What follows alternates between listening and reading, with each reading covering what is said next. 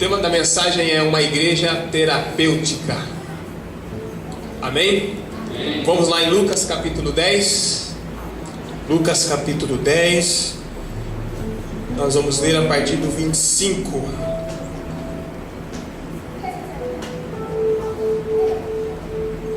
Lucas capítulo 10, a partir do 25, parábola do samaritano.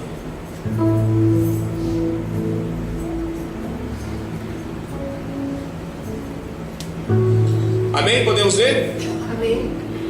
Diz o texto: E eis que se levantou um certo doutor da lei, tentando e dizendo: Mestre, que farei para herdar a vida eterna?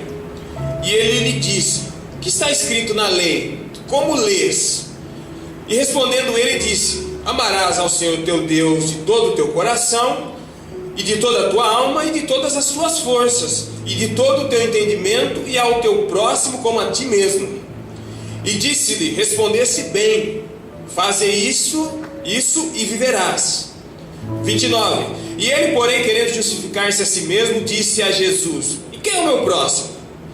E respondendo Jesus disse: Desci o homem de Jerusalém para Jericó, e caiu nas mãos dos salteadores, os quais o despojaram e espancando se retiraram, deixando-o meio morto, ou semi-morto, ou quase morto. E ocasionalmente descia pelo mesmo caminho certo sacerdote, e vendo, passou de largo. E de igual modo também um levita, chegando àquele lugar e vendo, passou de largo. Mas um samaritano que ia de viagem chegou ao pé dele e vendo, moveu-se de íntima compaixão, e aproximando-se, atou-lhe as feridas, aplicando-lhe azeite e vinho, e pondo-o sobre a sua cavalgadura, levou-o para uma estalagem e cuidou dele. 35.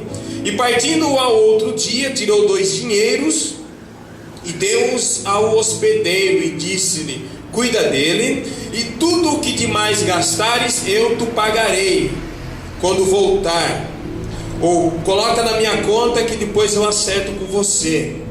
36. Qual, pois, desses 3 te parece que foi o próximo daquele que caiu nas mãos dos salteadores?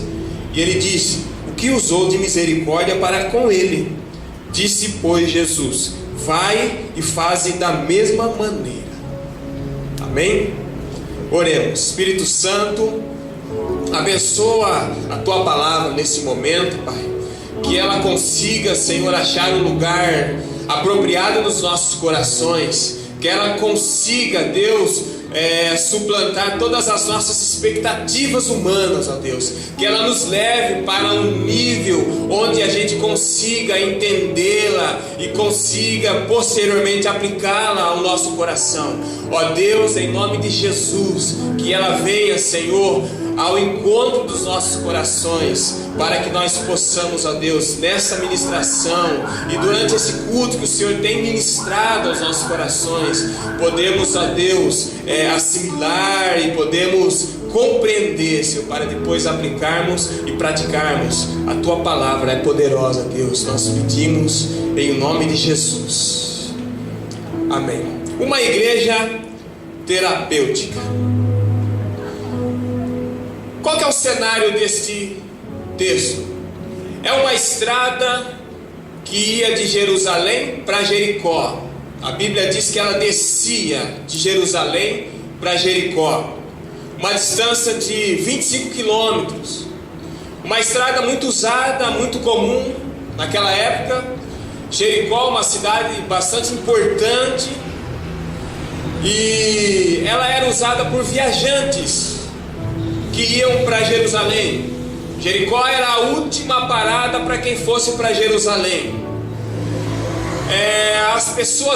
Muitas pessoas iam carregando altas quantias de dinheiro. As pessoas que iam ao templo para fazer as suas ofertas. É mais ou menos como se você retivesse o seu dízimo e a sua oferta na sua casa ou no banco e estipulasse uma data no ano para vir até a igreja e entregar. Era isso que eles faziam. E essa estrada também bastante usada, era muito perigosa, porque tinha os salteadores, tinham os ladrões que se aproveitavam dessas pessoas que passavam por ali em viagem com as suas altas quantias em dinheiro para aplicar o assalto, para roubar. Então é essa estrada que ia de Jerusalém para Jericó, ou de Jericó para Jerusalém, em que se passa este acontecimento. Muito bem. Nessa estrada, Jesus aplica essa parábola e ele traz alguns personagens para nós. Primeiro personagem, salteadores. Esses salteadores, eles ficavam nos penhascos, eles ficavam nos lugares escuros, à espera das suas vítimas. Quando as pessoas passavam com seus malotes, com ouro, com seus cheques, cartões de crédito, não sei, ele as abordava e dizia, ou diziam, é um assalto, perdeu o Playboy, passa tudo que você tem, o relógio, o seu tênis de marca, perdeu. Esses eram os salteadores. O segundo personagem da parábola é o semi-morto, ou quase morto. O homem que estava voltando de Jerusalém e descia até Jericó. Poderia ter ido adorar lá no templo, fazer alguma coisa que a gente não sabe. O texto não diz o que ele ia fazer. Terceiro personagem, sacerdote. Quem é o sacerdote? Uma figura muito importante na Bíblia. Se fala de religião, se fala de sacerdote. Os sacerdotes eram aqueles que ofereciam as ofertas, os sacrifícios do templo. Eles eram responsáveis pela estrutura religiosa de lá, pela organização ritual lá do templo. Mas aqui o sacerdote se apresenta não para fazer sacrifícios, ele se apresenta não para oferecer nenhum serviço religioso. Ele aparece na parábola para ignorar a presença do semi-morto. Ele aparece para passar de largo. E Jesus fala do sacerdote. Mas Jesus não fala apenas do sacerdote. Ele fala de outra figura religiosa que era o levita. Quem eram os levitas? Os levitas cuidavam das canções também do templo.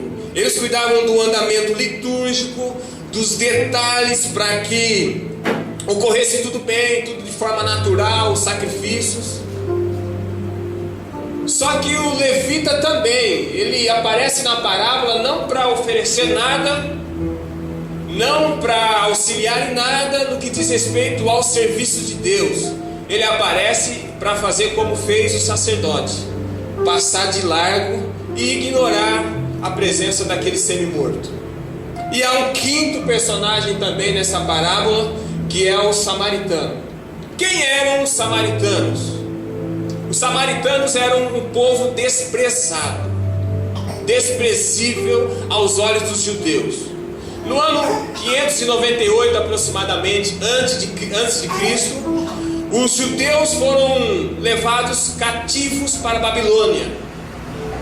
E lá, muitos deles, os homens, se casaram com mulheres babilônicas, e as mulheres se casaram com homens babilônicos, e eles misturaram as raças. E essa mistura de raça foi denominada de samaritanos.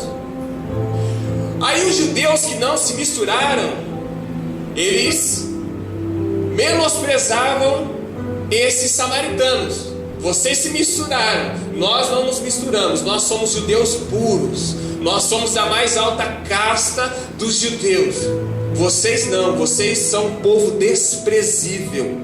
Esses eram os samaritanos. Então Jesus apresenta essa parábola, e ele estava dizendo isso para um doutor da lei. Ele estava dando uma cutucadinha. Está vendo? O sacerdote, aquela figura religiosa, vocês viram o que ele fez? Ignorou. E o levita, da mesma forma, fez igual ao sacerdote, passou de largo. Mas o samaritano, o povo desprezível, misturado, o povo não puro, foi um samaritano que passou e cuidou daquele semi-morto.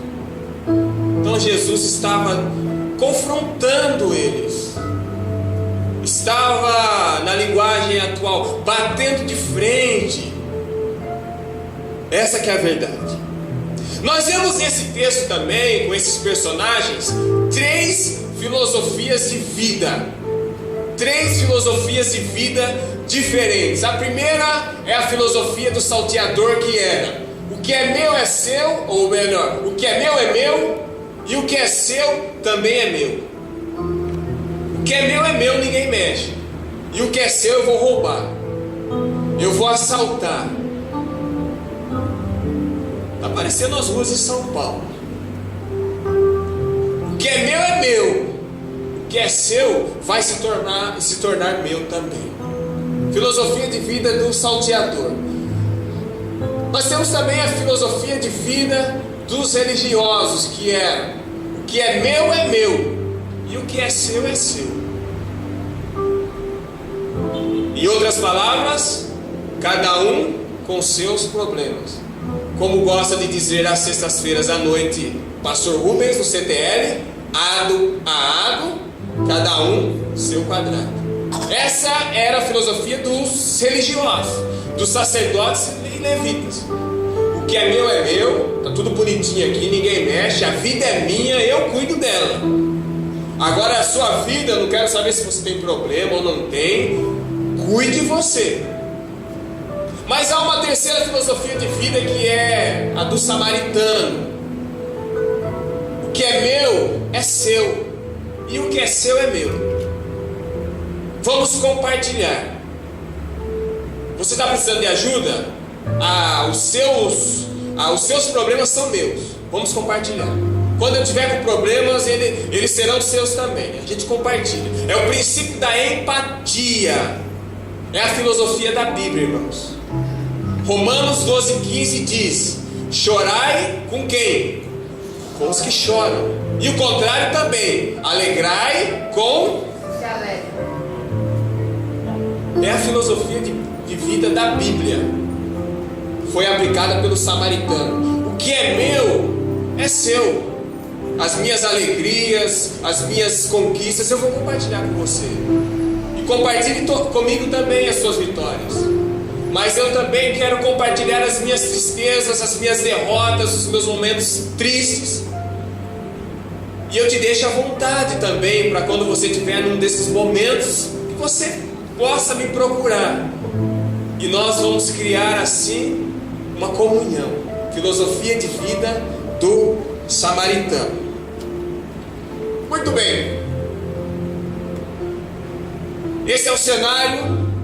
Esses são os personagens. Essas são as filosofias de vida desses personagens.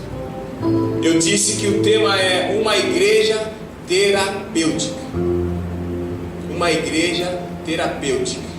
O que faz uma igreja terapêutica? Como age uma igreja terapêutica? Quais são as atitudes de uma igreja terapêutica? O que é ser? Como fazer para ser uma igreja terapêutica? Nós vamos falar aqui sobre algumas atitudes de uma igreja terapêutica. Primeira atitude de uma igreja terapêutica é uma igreja que passa perto. Diga assim comigo: uma igreja que passa perto. Versículo 33, se você tiver com a Bíblia aberta, diz assim: mas um samaritano que ia de viagem chegou ao pé dele e vendo, moveu-se de íntima compaixão. O samaritano chegou onde? Ao pé. Bem pertinho. O samaritano passou perto. Irmãos, por que será que o sacerdote e o levita não passou perto, ele passou de largo? Muito provavelmente porque ele conhecia Números 19:11, além da pureza ritual, que diz: porque quem tocar num cadáver humano ficará impuro durante 7 dias. Opa, está morto. Não vou tocar no cadáver, eu vou ficar impuro. Então eles passaram de largo. Mas há um grande problema, irmãos. O que eu posso ver aqui, chegar nesse texto? Que as aparências enganam. Por que as aparências enganam? Porque ele estava semi-morto, ele não estava morto. Esse homem estava quase morto, ele foi espancado.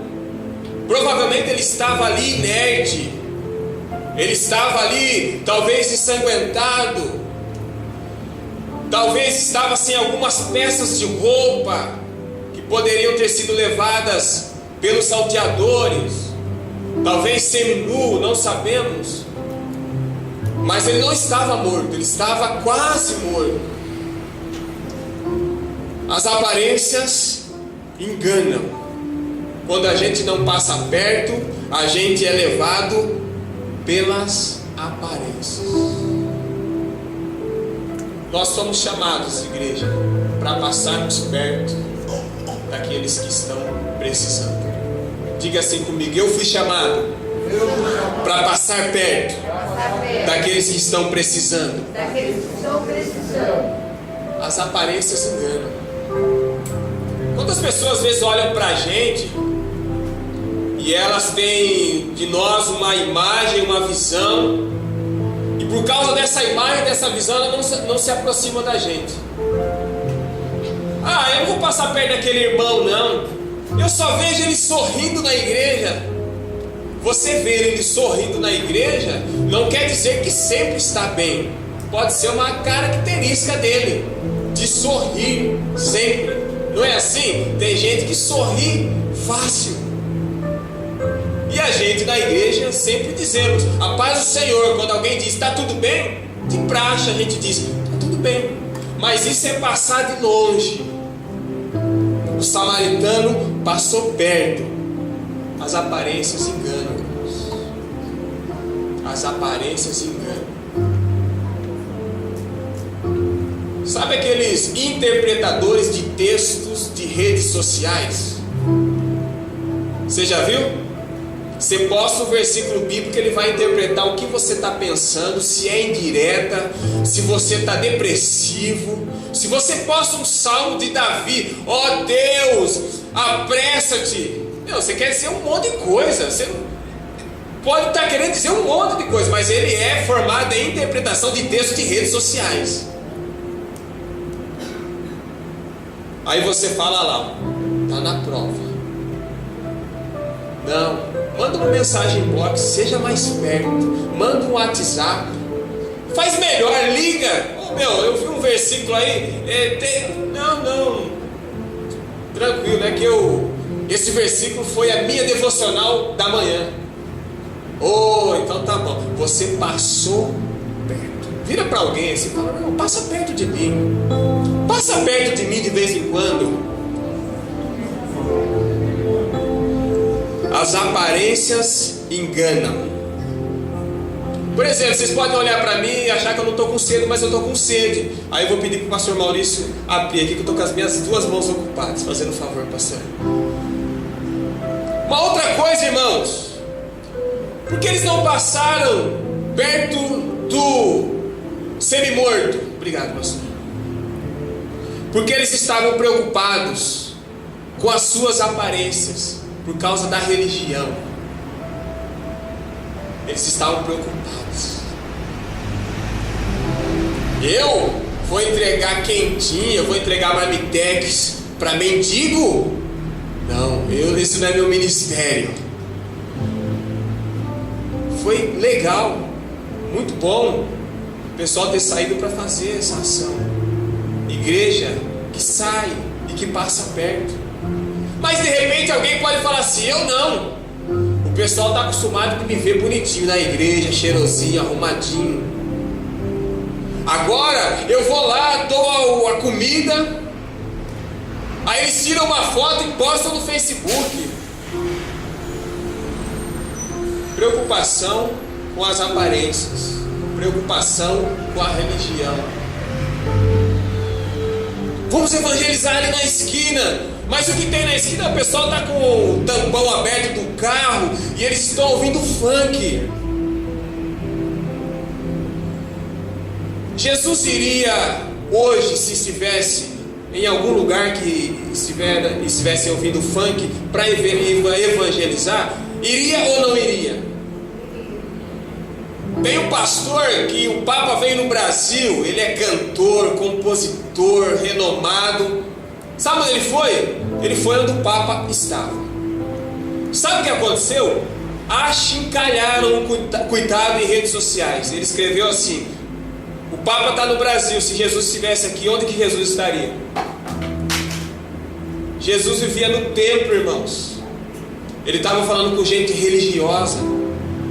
A gente admite que Jesus absolveu a prostituta. Era uma prostituta, irmãos. Jesus estava ali com a prostituta. Eu não me envolvo com certos tipos de pessoas. Não. Essa foi a atitude dos religiosos. Não me envolvo. Vou ficar impuro. Preocupação com as aparências. Uma outra coisa também: julgamento precipitado. Quando você vai ao médico, hospital público, um posto aí você pega aquele médico, ele nem olha para a sua cara, e olhando para a parede ou escrevendo, ele pergunta o que você tem, e você responde: eu estou com uma dor no estômago. Aí ele, sem olhar para você, escrevendo aqui, escreve assim: Buscopan, vai tomar um Buscopan. Você sai bravo, não sai bravo? Por quê? Porque ele deu um diagnóstico sem te consultar direito. Você gosta quando alguém te dá um diagnóstico sem consultar direito? Não gosta. Eu também não gosto. Por isso que a gente precisa passar perto das pessoas. Às vezes, irmãos, a gente é vítima de julgamentos precipitados, diagnósticos imprecisos. A pessoa só ouviu metade da frase que você falou, e daqui a pouco ela foi e reproduziu alguma coisa que não era verdade, porque ela não passou perto. Então ela deu um diagnóstico precipitado. Diga assim comigo: passar perto. Passar perto. A igreja terapêutica, irmãos, passa perto. A igreja terapêutica passa perto. Nós precisamos passar perto das pessoas. Nós precisamos passar perto dos nossos irmãos. Não é xeretar a vida dos nossos irmãos, é se preocupar com os nossos irmãos. Perguntar como vai tudo bem ou não vai tudo bem. Uma pergunta: quando você abraça alguém e você faz essa pergunta: tudo bem com você? Você está preparado para essa pessoa dizer assim para você: não vai tudo bem? Porque outro dia eu perguntei para uma pessoa: vai tudo bem? Ela nem respondeu verbalmente, ela despencou a chorar. Aí foi um tempo de terapia, horas conversando.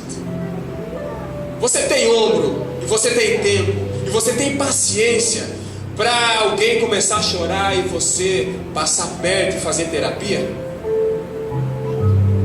Precisamos ser como o samaritano, passar perto, lá no pé. E não é um programa de TV, mas dizer assim: fala que eu te escuto. Fala que eu te escuto. Diga assim comigo: uma igreja terapêutica passa perto. Deus nos chamou para passarmos perto. Nós podemos estar aqui todos juntos, mas estarmos longe um dos outros. Isso aqui pode significar união, mas não necessariamente unidade. União é uma coisa, unidade é outra. União é estar juntos, unidos no mesmo lugar. Nós estamos em união, fisicamente em união. Agora, unidade, quando você vai comprar um fardo de Coca-Cola, vem 6. São 6 unidades, não é? Mas você na verdade compra uma unidade por 20, 30 reais ou 6, não sei. Você abraça 6 Coca-Cola. Você está comprando 6, mas ali é uma unidade. Está levando 6 para o churrasco. Assim nós devemos ser. Nós somos várias pessoas, mas nós estamos envolvidos num frasco. É o frasco do Espírito Santo que faz nós sermos um. De maneira que falou mal de um, falou mal de todo mundo. Mexeu com um, mexeu com todo mundo. Porque levou um, tem que levar todo mundo. Tudo junto e misturado. Uma igreja terapêutica passa perto. 2. Uma igreja terapêutica sente compaixão. Versículo 33, ainda a parte B, diz assim, que depois que ele chegou ao pé do semi-morto, diz: vendo, moveu-se de íntima compaixão. Íntima compaixão. Entranháveis afetos do pai do filho pródigo. O nosso maior exemplo de compaixão é Jesus. Ele é o maior exemplo para nós. Mateus 9,36 diz assim: ao ver as multidões, teve compaixão delas, porque estavam aflitas e desamparadas, como ovelhas sem pastor. O termo grego mais apropriado para compaixão nesse texto é misericórdia. Misericórdia. Vendo, moveu-se de íntima compaixão. Só tem compaixão quem vê, irmãos. Só dá para ter compaixão quem passa perto, quem se aproxima. Não é isso que aconteceu? 1 Samuel 17, o pai de Davi, Jessé, falou: Davi, deixa as ovelhinhas aqui e vai ver os seus irmãos mais velhos na guerra. Davi estava cuidando de ovelhas. A Bíblia diz que ele ia e voltava da casa de Saul. Quando Davi chegou, ele viu um barulho, um movimento, e o pessoal estava comentando de um gigante que tinha afrontado o povo de Israel, e que o desafio era: quem vencesse esse gigante receberia uma grana, casaria com a filha do rei e não ia pagar aluguel, e nem a sua família. Opa, Davi achou, opa, o negócio é bom. Aí ele perguntou: pessoal, o que está acontecendo aqui? Falou: o que está acontecendo é isso que você ouviu, e está todo mundo com medo. Faz mais ou menos 40 dias que esse gigante está aí e não tem ninguém. Quando você ouve uma narração de história triste, você consegue sentir compaixão. Quando você não ouve, quando você não se aproxima, quando você não sabe, você não sente compaixão. Para sentir compaixão, precisa ouvir as pessoas, os seus dilemas, as suas tristezas. E às vezes as pessoas querem falar mais, um pouco mais, um pouco mais, e a gente está aqui no celular, ou a gente quer freá-la. As pessoas precisam falar. É o divã. Todos nós, irmãos, todos nós deveríamos nos colocar numa certa instância, lógico, guardadas as devidas proporções, como um psicólogo na vida das pessoas. Sim ou não? Quantas vezes a gente tem necessidade de falar? A gente sabe que a pessoa não vai ter resposta, mas só o fato de você falar já alivia. Às vezes chega alguém para falar e me liga e fala. Aí eu falo: meu Deus, o que eu vou falar? Ainda bem que ela continua e fala. Ixi, vai parar e eu não tenho resposta. Aí eu dou uma cutucada e ela continua, fala. Você não precisa ter resposta. Às vezes a resposta que ela queria é você ter oferecido os seus ouvidos para ouvir. Essa é a resposta que ela queria. O que está acontecendo, né, Davi? Esse gigante aí está afrontando o nosso povo e nós não sabemos o que fazer. Não tem nenhum guerreiro para afrontá-lo, para ir para o combate. Aí, impregnou aquela história. Davi falou: o quê? Que esse incircunciso já lançou uma palavra, aí eu vou para cima. Já arregaçou as mangas. Irmãos, a gente só arregaça as mangas quando a gente ouve a história das pessoas, história de vida e tudo mais. Não é assim que acontece? Jogos Olímpicos, a gente vê os famosos atletas lá, o Bolt. Nossa, esse cara é metido, é mala. Você ouviu a história do Bolt já? Instituições que ele ajuda? Aí quando a gente ouve, eu falo: puxa, que legal, né? O cara era de família pobre. Olha, o cara tinha um problema na coluna que quase ele não se tornou o que ele é hoje. Aí você cria uma empatia, cria uma simpatia pela história da pessoa, movido de íntima compaixão. Tem gente que não é movido de compaixão, irmãos. Nós podemos ser movidos pelo intuito de simplesmente aparecer. Nós podemos ser movidos pela intenção de se eleger ou de se reeleger. Abre os seus olhos, está na época, eles estão chegando. Existem aqueles que ajudam para ficarem quites com a sua própria consciência. Eu vou fazer o bem, eu vou dar o dinheiro para aquela instituição de caridade, porque eu estou bem comigo mesmo. Mas o samaritano não teve nenhuma dessas intenções egoístas. Ele foi movido de íntima compaixão. Compaixão é um sentimento de Deus. Eu pergunto para você: o que te move a ajudar as pessoas e o que me move a ajudar as pessoas? O que te move? Eu vou ajudar essa pessoa e vou tirar uma foto e vou postar lá no meu Facebook. Nas férias agora nós fomos para Aracaju. A gente tinha acabado de comer, estava eu, minha esposa e meus dois filhos.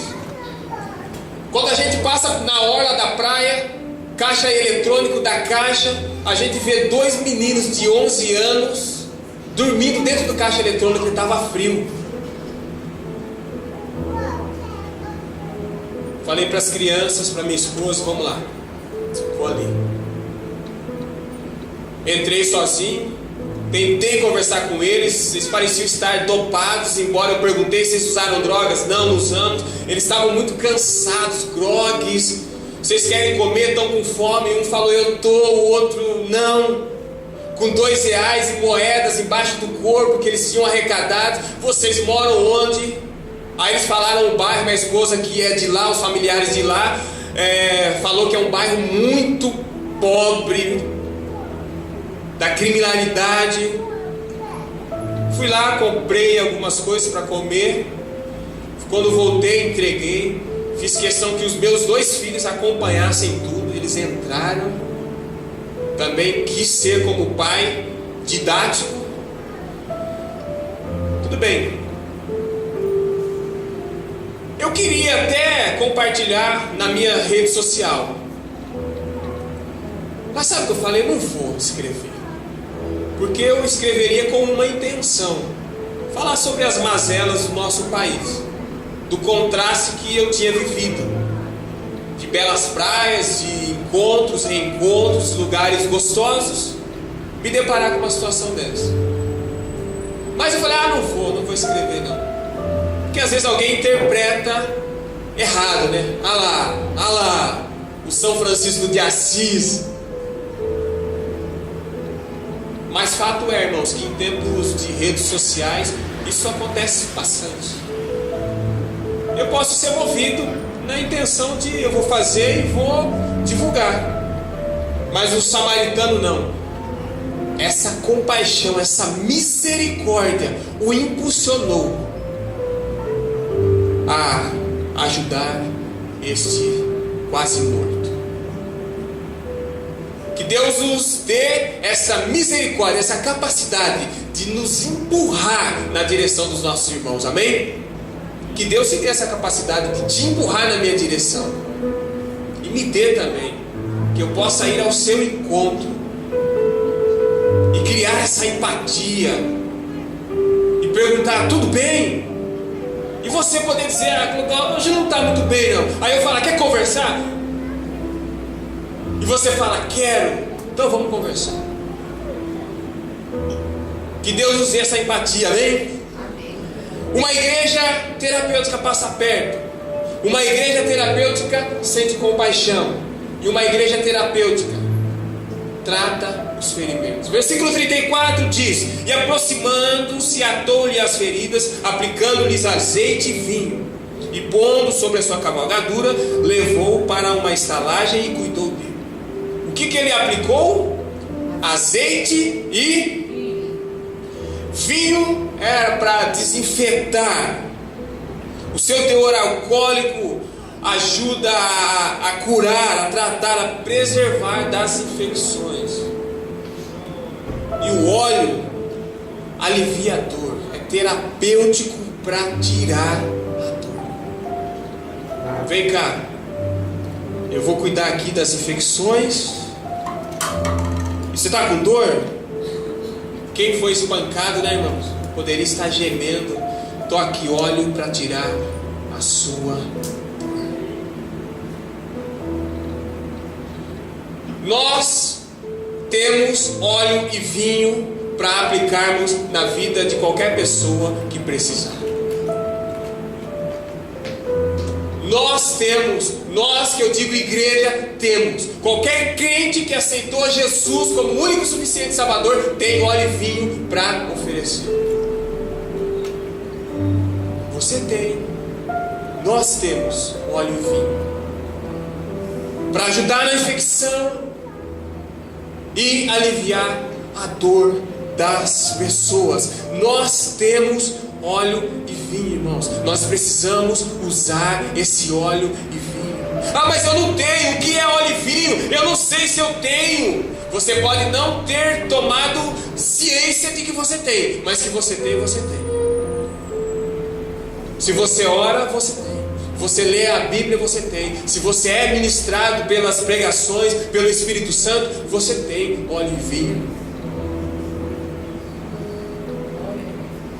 E tem um texto, eu não vou me lembrar bem agora, que Paulo falou que foi consolado, para consolar com as mesmas consolações com que ele foi consolado. Então quando você é consolado, quando aplica o óleo e vinho em você, você já aprendeu como fazer. E você também aplica nas outras pessoas. Você um dia chorou e alguém te ouviu. Quando alguém chorar, você vai ouvir da mesma maneira. E se sei a resposta, digo que sei. E se não sei, digo que não sei. E pronto, não, vou orar. Vou orar. Fala alguma coisa, mudo ou não mudo, subo ou desço, é o preto ou é o branco? Não sei, Deus não me falou nada, mas vou orar. Vou orar por você. Nós temos que tratar das feridas das pessoas. Uma igreja terapêutica trata das feridas das pessoas. Ah, mas eu estou cuidando de um caso lá, veja bem, Clodó. Eu estou cuidando de um caso lá faz muito tempo. E vai se arrastando. E não cura, e não cura. E eu ligo, e eu vou atrás. E não cura, e não cura. Aí eu pergunto para você: quem disse para você, ou quem disse para nós, que nós fomos chamados para curar? Nós não fomos chamados para curar. Nós somos chamados para tratar. Quem cura é o Espírito Santo. Tratar é andar junto, tratar é visitar, tratar é aconselhar, tratar é discipular, tratar é aplicar. Óleo e vinho, óleo e vinho, óleo e vinho. Nós estamos tratando. A cura pertence a Deus, não pertence a nós. Nós fomos chamados para tratar, irmãos. E no tempo de Deus a cura vai aparecer. Porque você de repente está reclamando: olha, não muda. Deus está querendo mudar é você. Porque aí você aplica óleo e vinho, cai um pouquinho de óleo na sua mão. Você sabe, né? Que quando a gente aplica, a gente lambuza a mão. Aí o Espírito Santo olha e fala: olha que beleza, nunca orou tanto, nunca buscou tanto, nunca foi para o monte orar, agora está indo pela vida da vizinha dela. Ela acha que ela está levando cura, eu estou curando a vida dela. Enquanto nós vamos tratando, Deus vai curando lá e Deus vai curando cá também. E muitas vezes é assim, né? Você acha que você está precisando e vem alguém, vem uma bomba na sua mão, né? Aí você fala: justo no momento que eu mais estou precisando. É assim, irmãos, é sempre assim. O pneu fura quando você está preparado? Você se prepara para pneu furar? O gás acaba quando você está preparado? Você se prepara para gás acabar? Chega um caso na sua mão, psicólogos e psicólogas de Jesus, na hora que você está precisando. Acho que Deus sabe, né? Porque na hora que você está precisando, você está orando mais, está mais atento, está de sentinela. Então aí Jesus fala assim: eu vou jogar de quebra mal um pipirim para descascar e já entra no pacote. Aí curo lá e curo cá, já curo todo mundo. Diga assim comigo: eu fui chamado para tratar, mas quem cura é o Espírito Santo. Estou terminando. Aquele samaritano vai e ele faz o que?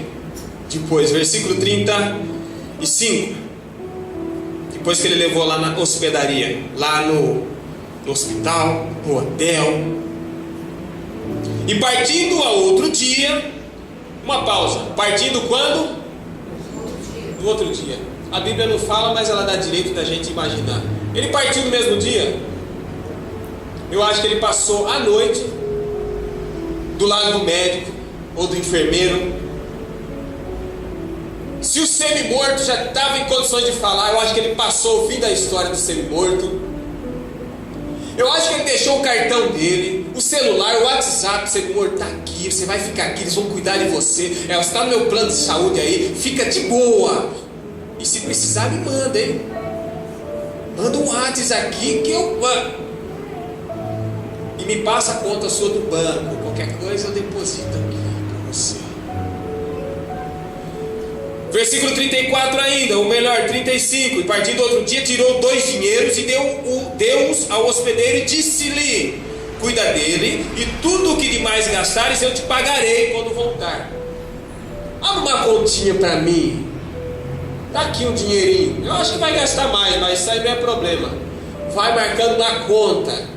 Quando eu voltar, eu acerto sem problema.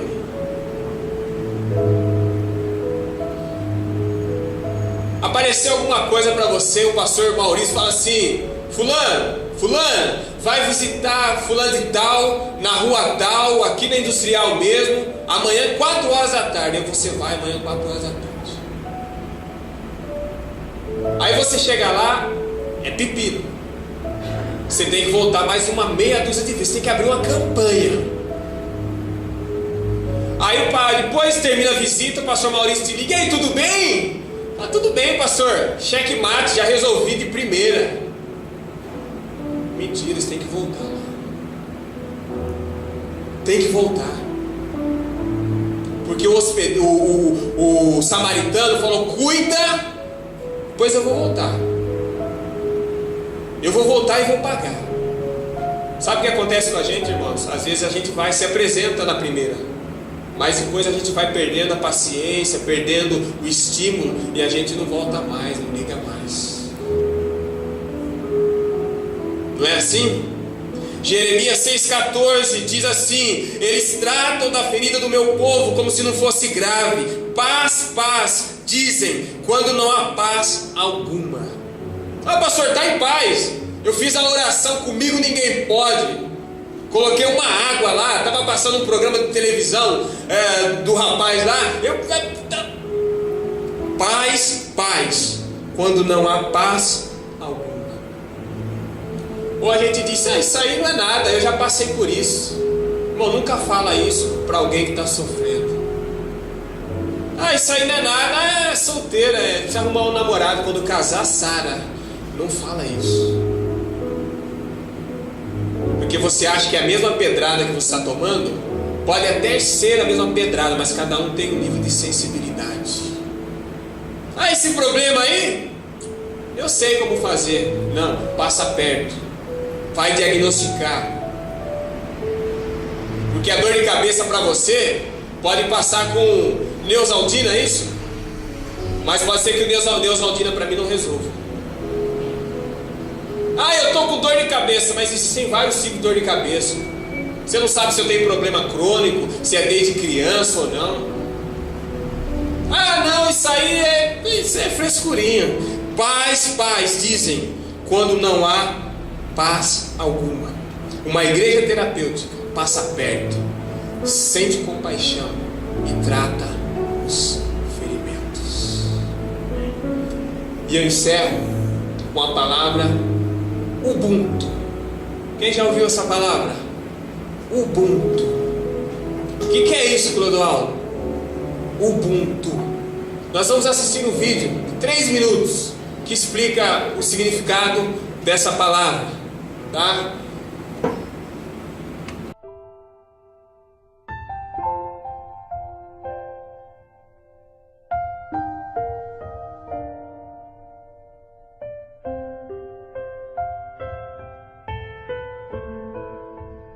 Um antropólogo estava estudando os usos e costumes de uma tribo africana quando, ao final dos trabalhos, propôs uma brincadeira às crianças da região. Colocou um cesto cheio de doces embaixo de uma árvore e propôs uma corrida. E disse: olha, quem chegar primeiro leva o cesto. As crianças se alinharam prontas para correr e, quando elas estavam prontas para correr, ele disse: já. Todas deram as mãos e correram juntas até a árvore, pegaram o cesto juntas e comemoraram juntas. O antropólogo olhou curioso para aquela situação e uma das crianças olhou de volta para ele e disse: Ubuntu, tio. Como uma de nós poderia ficar feliz se todas as outras iriam ficar tristes? Ubuntu é uma palavra que representa uma filosofia e uma ética antiga africana que significa sou quem sou porque somos todos nós. Uma pessoa com Ubuntu tem consciência de que ela é afetada quando um semelhante seu é afetado. Ela sabe que o mundo não é uma ilha, que ela precisa dos outros para ser ela mesma. Ubuntu fala de respeito básico pelos outros. Ubuntu é compaixão, partilha, empatia. Ubuntu diz que ser humano é ser como os outros e que ser como os outros deve ser tudo. Assim como Deus é unidade plural, nós seremos mais humanos se formos um com nossos semelhantes. Em outras palavras, gente precisa de gente para ser gente. Na verdade, quanto mais dedicado a outras gentes, mais gente você se tornará. Minha oração é que você faça a partir de hoje mais ou alguma coisa por alguém, hoje, amanhã e sempre. Enxergue o outro, conecte-se com gente, faça alguma coisa por alguém, até porque ninguém é alguém sem um outro alguém. Somos seres únicos, mas fomos feitos para viver coletivamente. Deve ser por isso que na oração que Jesus nos ensina, ele diz que o Pai é nosso, ele diz que o pão é nosso. Quando pede livramento, ele diz: livra-nos, e diz que venha o teu reino a nós. Nós é realmente uma mensagem que precisa não estar só na nossa boca, mas precisa estar dentro do nosso coração. Você precisa, para ser gente, estar diretamente ligado com vínculos de amor, de amizade, de afeto com outra gente. Vire-se para o ser humano e pratique sua fé nele. Ubuntu para você. Diga para o seu irmão, Ubuntu para você. Nós estamos tão acostumados, podemos assentar, a cantar de olhos fechados ou a declarar para Deus. Eu aprendi com uma psicopedagoga na aula de evangelismo infantil. Ela falou: a gente conhece as pessoas na igreja pela nuca. Você olha lá de trás, olha, você sabe todo mundo que está lá na frente. Uma orelha mais aberta, uma orelha mais fechada, uma orelhinha pequenininha. A gente também tem que conhecer olhando nos olhos, dizendo Ubuntu. Ubuntu. Que Deus nos abençoe e nos faça viver essa realidade. Amém? Glória a Deus.